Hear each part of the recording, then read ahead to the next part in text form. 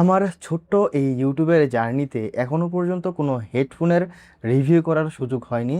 তো আজকে আমি খুবই বাজেট রেঞ্জের এসি ফার্স্ট H10 এই হেডফোনটা নিয়ে একদম বিস্তারিত ভালো মন্দ সবগুলা বিষয় নিয়েই আলোচনা করব। হেডফোনের এই সেগমেন্টটাতে সবচাইতে টপ ক্লাস হেডফোন কিন্তু সনি ব্র্যান্ড তৈরি করে। সনি ব্র্যান্ডের হেডফোনের সাউন্ড কোয়ালিটি, ANC সব কিছু একদম টপ ক্লাস, কিন্তু ওগুলোর প্রাইস অনেক বেশি, অনেকের কেনার আসলে সামর্থ্যই নেই।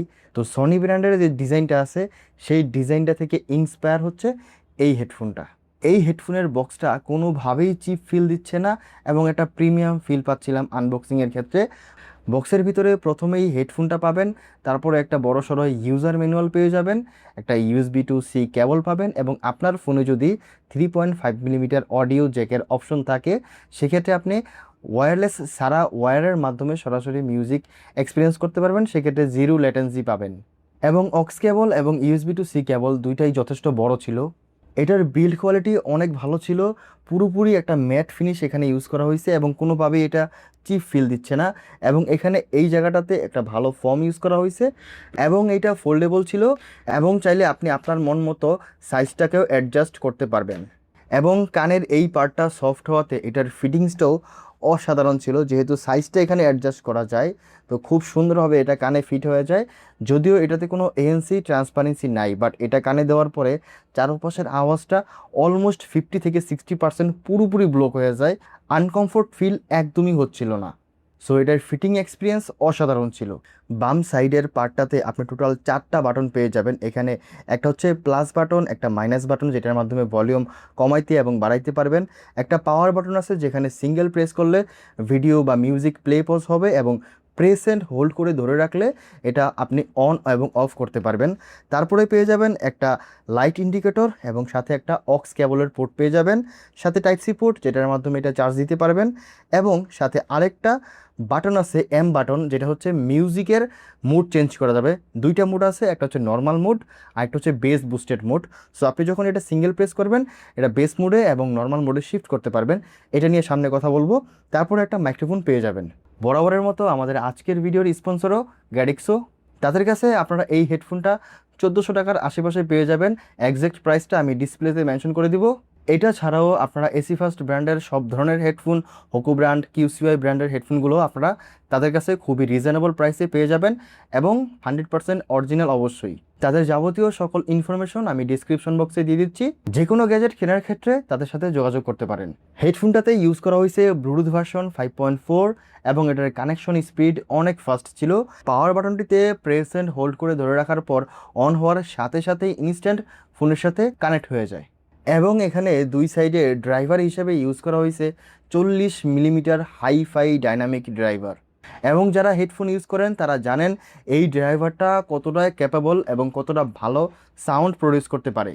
এবং এটার সাউন্ডের যে এক্সপিরিয়েন্সটা সেটা আমাকে হ্যাপি করতে পারছে। তবে এখানে কিছু কথা আছে, যখন এটা নর্মাল মোডে থাকে, মানে মিউজিকটা নর্মাল মোডে থাকে, তখন এটার সাউন্ডে বেসের পরিমাণটা অনেকটাই কম ছিল, মানে বেসটা অনেক পিছনে এবং ভোকালটা অনেক সামনে চলে আসছে। সো শুনতে একটু আনকমফোর্ট লাগতেছিল। যখনই আমি এটার বাটনে সিঙ্গেল প্রেস করে এটা বেস বুস্টেড মোডটা অন করে দিছি, তখন এটার সাউন্ড কোয়ালিটি আমাকে দাম বিবেচনায় একদমই স্যাটিসফাইড করছে।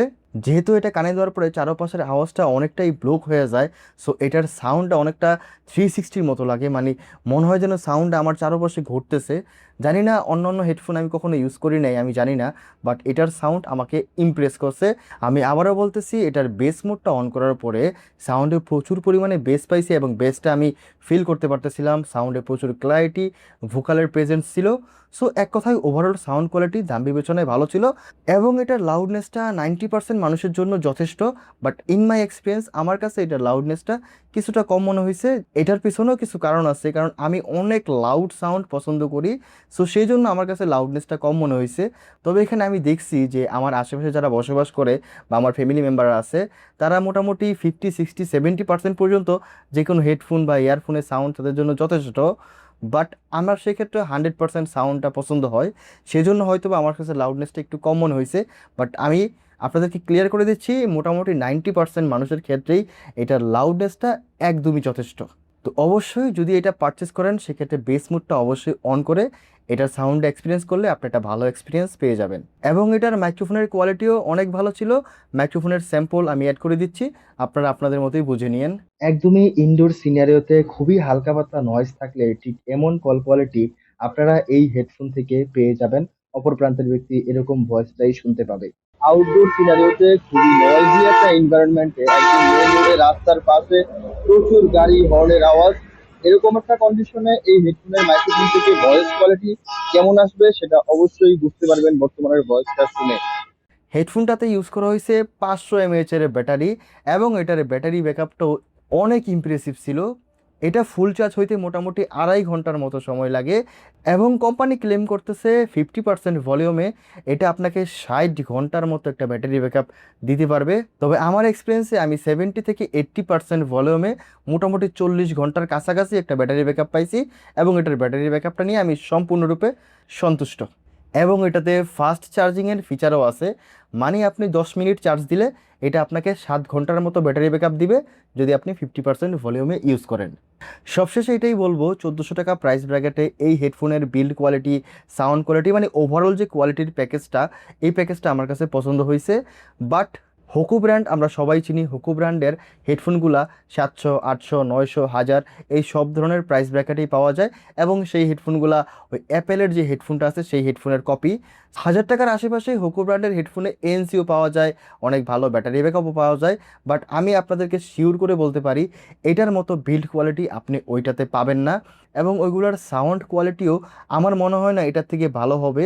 যতই এএনসি দেখ, যতই ভালো ব্যাটারি ব্যাকআপ দেখ, সাউন্ড কোয়ালিটিটাই সবচেয়ে বেশি ইম্পর্টেন্ট। সো এটাই বলবো, আপনার বাজেট যদি 1200-1300 টাকা হয় সেক্ষেত্রে অল্প কিছু টাকা বাড়াইয়া আপনারা অবশ্যই এটা কিনতে পারেন, আপনাকে 100% হ্যাপি করবে। যদিও এটাতে এএনসি নাই, বাট আপনার এএনসি প্রয়োজন হবে না, আপনি এটা কানে দিলেই বুঝতে পারবেন। আমি আবারও বলতেছি, 1400 টাকা প্রাইস ব্র্যাকেটের এটার ওভারঅল যে প্যাকেজটা সেটা আমার কাছে যথেষ্ট ভালো লাগছে। সো এটাই ছিল এই হেডফোন নিয়ে আমার পার্সোনাল এক্সপিরিয়েন্স। এই হেডফোন নিয়ে যদি কোনো প্রকার কোশ্চেন থাকে বা যে কোনো ধরনের গ্যাজেট নিয়ে কোনো কোশ্চেন থাকে অবশ্যই সেটা কমেন্টস করবেন।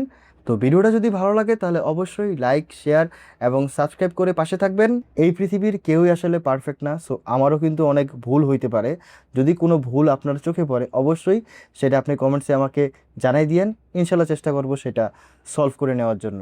খুব শীঘ্রই নতুন কোনো ভিডিও নিয়ে চলে আসবো। সেই পর্যন্ত ভালো থাকুন, সুস্থ থাকুন। আসসালামু আলাইকুম, আল্লাহ হাফিজ।